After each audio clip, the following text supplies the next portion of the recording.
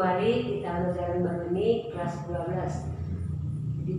Di pertemuan pertama ini, materi kita yang pertama adalah mengenai sifat koligatif larutan. Apa itu sifat koligatif larutan? Sifat koligatif larutan adalah suatu sifat larutan yang bergantung pada jumlah partikel zat terlarut, tapi tidak bergantung kepada sifat zat tersebut. Jadi dia hanya bergantung kepada jumlah partikel zat terlarut. Nah, sifat koligatif larutan ini ada 4. Yang pertama itu penurunan tekanan uap. Itu simbolnya delta P. Yang kedua, penurunan titik beku. Itu simbolnya delta TF. F itu freezing, berarti beku. Yang ketiga itu kenaikan titik didih, simbolnya delta TB. B itu boiling, berarti didih. Dan yang keempat itu tekanan osmosis, itu lambangnya V. Nah, jadi sebelum kita membahas keempat sifat koligatif larutan ini, kita akan terlebih dahulu flashback kembali, mengulang kembali tentang konsentrasi larutan. Apa itu konsentrasi larutan? Konsentrasi ini adalah tingkat encernya suatu zat, berarti bergantung kepada jumlah zat terlarut. Kenapa? Karena apa itu larutan? Larutan ini adalah campuran atau larutan homogen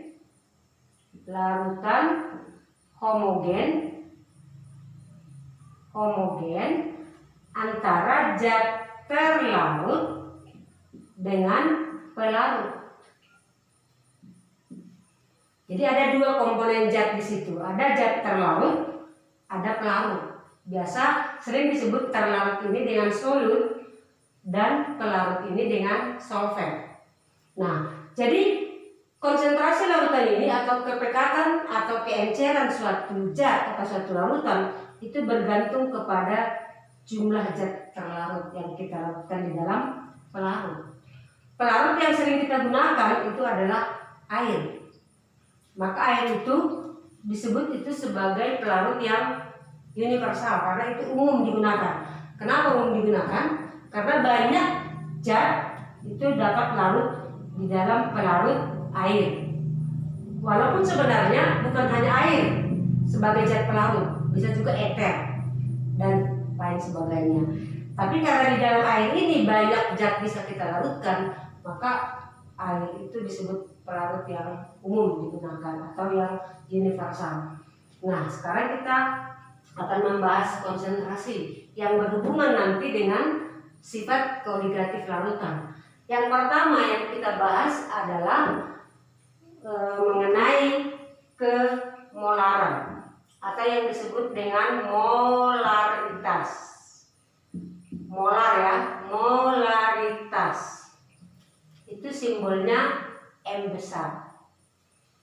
Apa itu molaritas atau M besar? Itu adalah mol zat terlarut per volume. Volumenya itu bisa dalam liter, bisa dalam mililiter. Jadi kalau dia dalam liter, dia cukup mol per liter. Tapi pada umumnya karena zat itu kita gunakan itu harganya mahal, jadi kita hanya menggunakan biasanya sedikit. Maka jika dia di dalam liter, nanti bisa habis zat-zat yang di laboratorium ini. Maka kita akan sering menggunakan itu dalam satuan mililiter. Maka kalau di dalam satuan mililiter, rumusnya itu adalah mol, di mana mol yang digunakan di sini adalah gram per gram zat terlarut per massa molekul relatifnya dikali 1000. Karena dari liter ke mililiter ini langsung aja kita buat mililiter. Jadi nanti satuan yang kita buat itu mililiter. Nah, ini dia rumusnya. Maka kita masuki contoh soal. Contohnya ya, hitunglah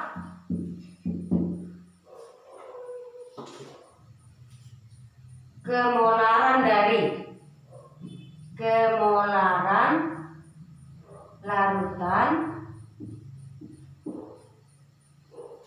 jika 4 gram NaOH natrium hidroksida itu MR-nya 40 dilarutkan hingga volumenya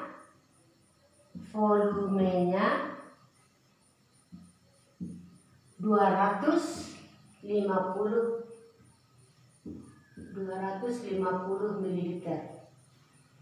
Hitunglah kemolaran larutan jika 4 gram NaOH MR-nya 40 dilarutkan hingga volumenya 250 ml.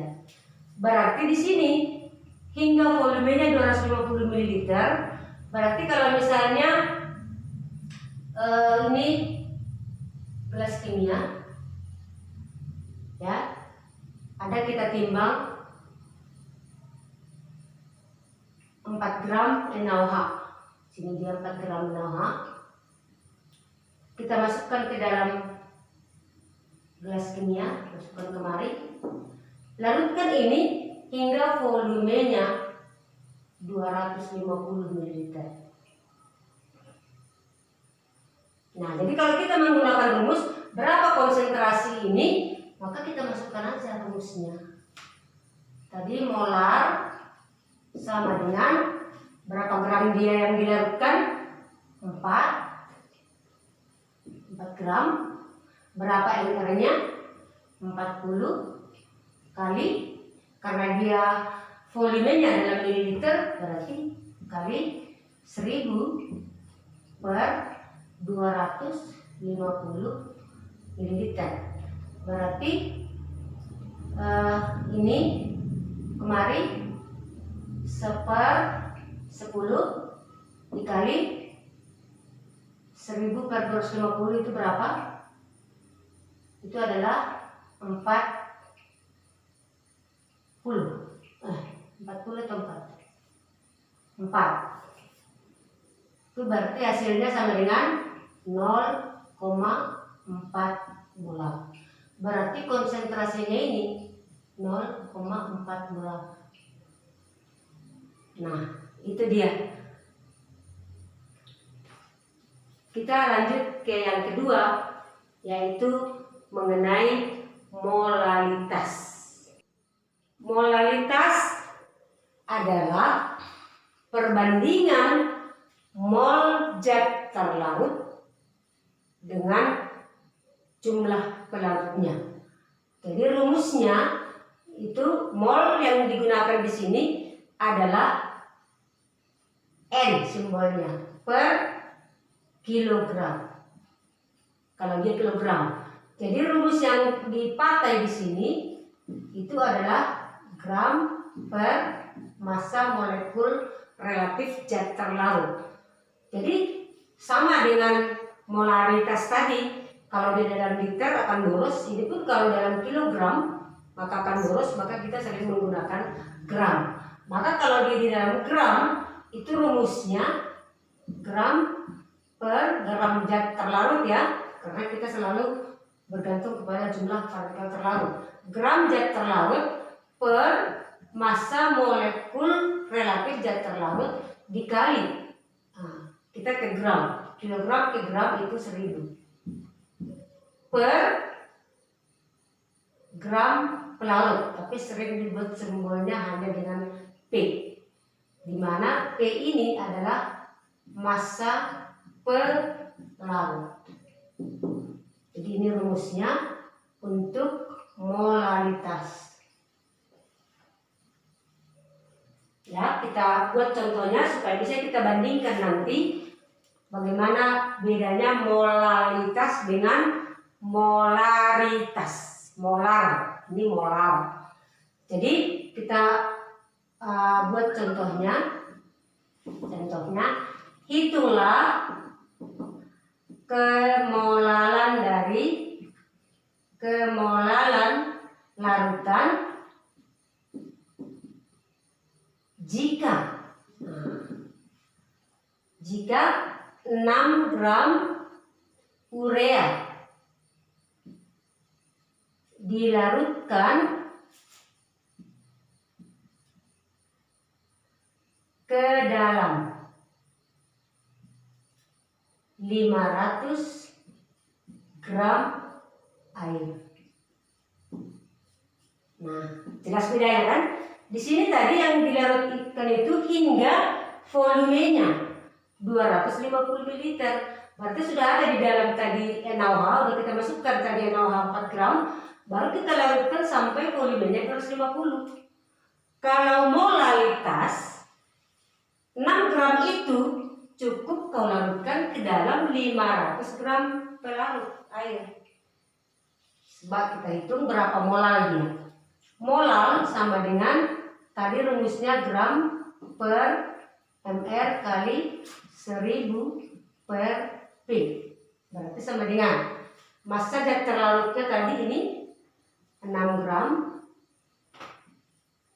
Urea, tahu rumus urea? Urea ini rumusnya CONH2 2 kali. Ini MR-nya nanti boleh kalian coba hitung di rumah.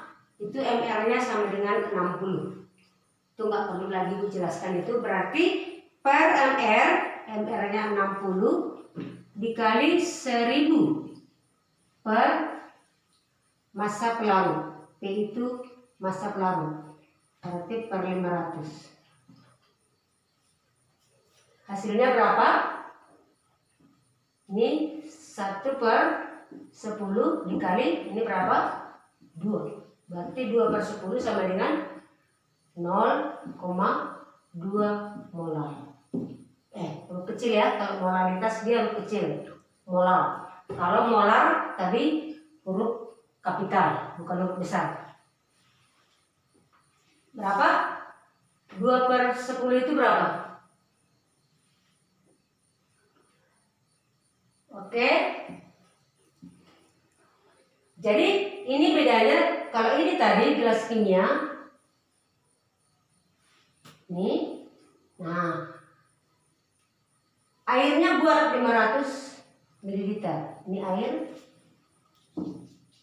Ini sampai sini dia 500 ml. Baru masukkan dia ureanya sebanyak 6 gram. Kalau ini tadi pertama masukkan zatnya, larutkan hingga volumenya 250. Paham bedanya? Ya, jadi itulah perbedaan antara molaritas dengan molalitas. Oke, sekarang kita ke konsentrasi yang ketiga. Konsentrasi yang ketiga itu adalah fraksi mol. Fraksi mol itu lambangnya X. Apa itu fraksi mol? Itu adalah perbandingan mol zat tersebut per mol total. Mol total itu maksudnya ada mol terlarut dijumlahkan dengan mol pelarut. Jadi fraksi mol itu atau X itu adalah mol zat tersebut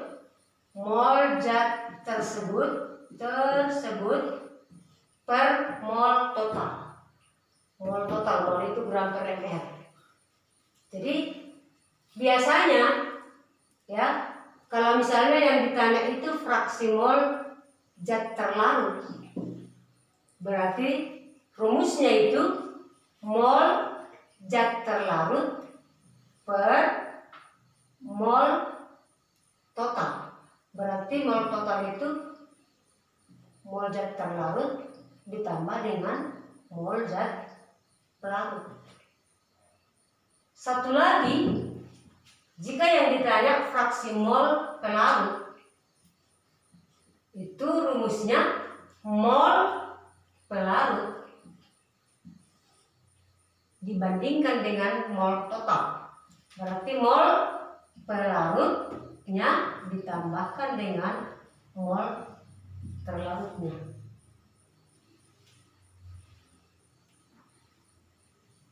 Oke, kita memasuki contoh atau kita buat contohnya.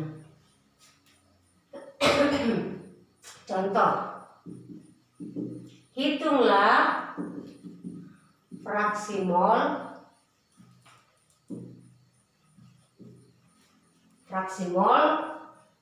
zat jika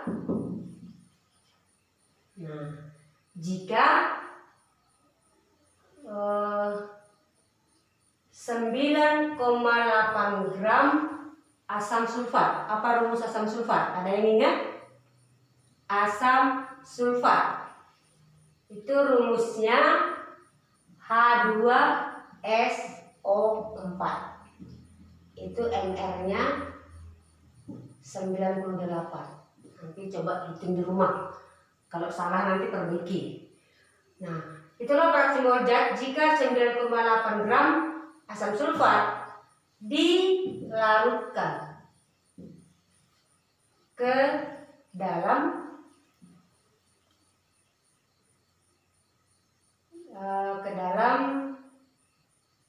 18 gram air. Air itu apa rumusnya? H2O. MR-nya berapa? MR-nya 18. Nanti hitung di rumah. Ya, sekarang kita hitung dulu. Sebelum kita menghitung fraksi mol, berarti kita hitung dulu mol. Mol zat pelarut, larutan dan terlarut. Berarti mol terlarut sama dengan gram per ml. Berarti sama dengan terlarutnya tadi ini 9,8 gram per 98. Hasilnya 0,1 mol. Mol zat pelarutnya tadi air. Berarti sama rumusnya ini juga, rumusnya sama dengan 18 per 18, ini gram ya, sama dengan 1 mol. Maka fraksi molnya terlarut. Fraksi mol terlarut mana tadi? Rumusnya ini. Mol terlarut dibagi mol total. Mol terlarutnya 0,1 mol per 0,1 tambah 1. Coba dihitung hasilnya berapa? Ada yang bisa tahu hasilnya berapa?